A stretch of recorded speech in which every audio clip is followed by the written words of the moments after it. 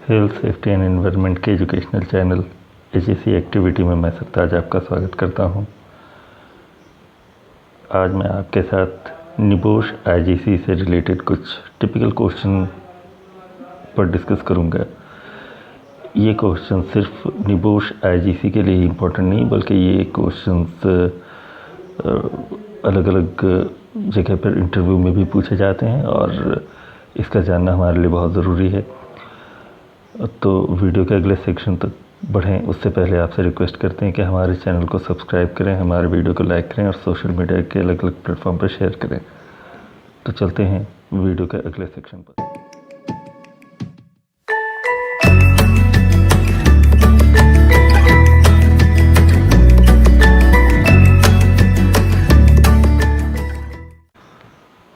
तो दोस्तों, जैसा कि मैंने कहा कि ये बहुत इम्पॉर्टेंट टॉपिक है और ये निबोश आईजीसी से रिलेटेड जो कुछ क्वेश्चंस होते हैं, जो टिपिकल क्वेश्चंस है, आज हम उस पर डिस्कस करेंगे। तो आज हमने 2 क्वेश्चंस लिए हैं।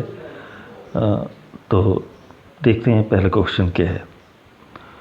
तो पहला क्वेश्चन ये कह रहा है कि why safety policy for same work in 2 different organisation might be different. यानी एक ही काम के लिए जो सेफ्टी पॉलिसीज़ होगी 2 अलग अलग ऑर्गेनाइजेशन में हो सकता है वो अलग हो। तो ऐसा अलग सेफ्टी पॉलिसी का 2 ऑर्गेनाइजेशन में सेम काम के लिए, एक ही जैसे काम के लिए अलग होना जो है वो क्यों अलग होता है, इसके लिए जो कॉज दिए गए हैं इस पे आज हम लोग देखते हैं। तो पहला क्वेश्चन में यही कॉज पूछा जा रहा है। तो हम देखते हैं कि इसका आंसर क्या है। तो इसका आंसर ये है कि safety policy for same work in 2 different organisation में बी डिफरेंट बिकॉज ऑफ। यानी इसके जो डिफरेंट होने का जो कारण है वो बहुत सारे कारण हैं, लेकिन यहाँ पर मेनली हमने 3 कॉज को यहाँ पर नोटिफाई किया है, 3 कॉज को यहाँ पर हमने लिखा है। तो पहला कॉज देख लेते हैं। Size of organisation and size of operation में वैरी।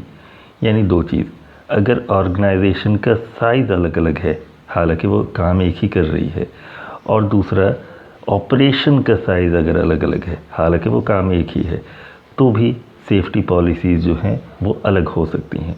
अब इसको समझने के लिए हम लोग समझते हैं कि अगर 2 कंपनी है, वो एक ही काम कर रही है। सपोज़ करते हैं कि वो फैब्रिकेशन का काम कर रही है, लेकिन एक कंपनी का जो साइज़ है वो 50 वर्कर के लिए है और दूसरी कंपनी का साइज़ जो है वो उसमें 500 वर्कर काम करते हैं।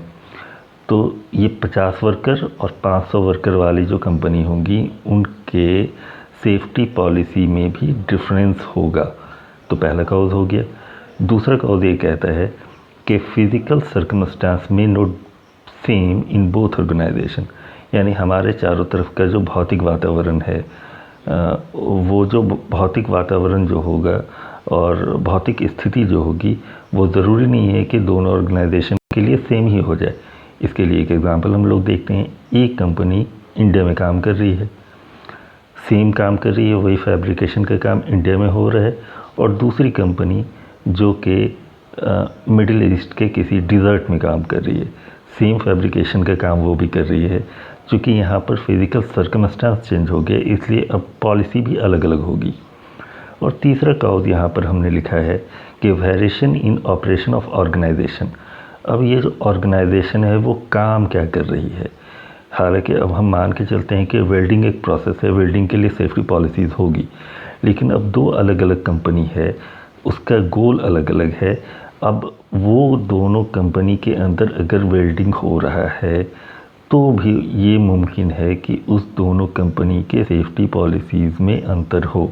तो हमने देखा कि एक ही जैसे काम के लिए 2 अलग अलग कंपनियों में सेफ्टी पॉलिसीज़ में अंतर आता है। वो क्यों आता है, हमने यहाँ पर 3 कॉज लिया। तीनों कॉज को हमने समझ लिया। अब देखते हैं कि अगला क्वेश्चन क्या है। अगला क्वेश्चन है, ये भी निबोश आईजीसी का ही क्वेश्चन है। ये कह रहा है कि what are 3 main method of communication for safety policies among the worker. यानी जब सेफ्टी पॉलिसीज़ बनी तो वो सेफ्टी पॉलिसीज़ बन करके सिर्फ रखने की चीज़ नहीं है, उसे हमको कम्युनिकेट करना होगा वर्कर के बीच। अब ये जो वर्कर के बीच जो कम्युनिकेट करना होगा, इस के कम्युनिकेशन का जो मेथड है, तरीका है, वो क्या होगा। तो अब चलते हैं आंसर की तरफ। आंसर ये कह रहा है कि 3 main method of communication used for the communicate safety policies among the worker.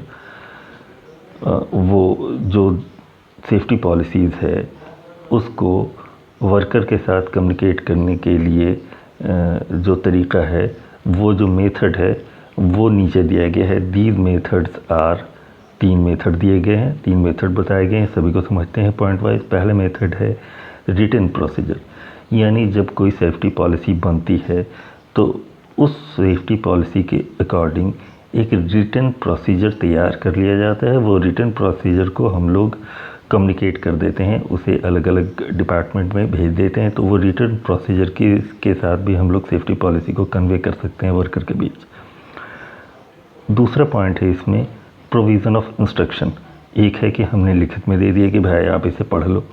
दूसरा ये है कि हम कुछ सेट ऑफ इंस्ट्रक्शन क्रिएट करते हैं और वो इंस्ट्रक्शन को कन्वे करते हैं एमंग द वर्कर, यानी वर्कर के बीच में उस इंस्ट्रक्शन को कन्वे करते हैं। अब वो इंस्ट्रक्शन अलग अलग फॉर्म में हो सकता है, या तो वो इंस्ट्रक्शन ऐसा हो कि हमने मान के चली कि किसी को बोल दिया सिर्फ कि भाई इधर मत जाना, वो भी एक इंस्ट्रक्शन है। हम उसे कहीं पर लिख के चिपका देते हैं, जैसे ड्राइव स्लो, ड्राइव लिमिट मैंने बता दी कि 20 किलोमीटर पर आवर, तो ये भी एक इंस्ट्रक्शन है। तो ये भी है, प्रोविज़न ऑफ इंस्ट्रक्शन भी जो है वो सेफ्टी पॉलिसीज़ को वर्कर के बीच कम्युनिकेट करने का एक तरीका है। और जो तीसरा मेथड है ये बड़ा इम्पॉर्टेंट मेथड है और ये बहुत ज़रूरी होता है, प्रोविज़न ऑफ एप्रोप्रिएट ट्रेनिंग। यानी हमें क्या करना है कि जो वर्कर है उसे जो नई सेफ्टी पॉलिसीज़ है जिसको हमें कम्युनिकेट करना है, उस सेफ्टी पॉलिसीज़ के अकॉर्डिंग हम लोग वर्कर को ट्रेन कर देते हैं, ट्रेनिंग दे देते हैं। तो ये 3 मेथड है जिस मेथड से हम वर्कर के बीच में सेफ्टी पॉलिसीज़ को कन्वे कर सकते हैं। तो आज का टॉपिक यहीं तक।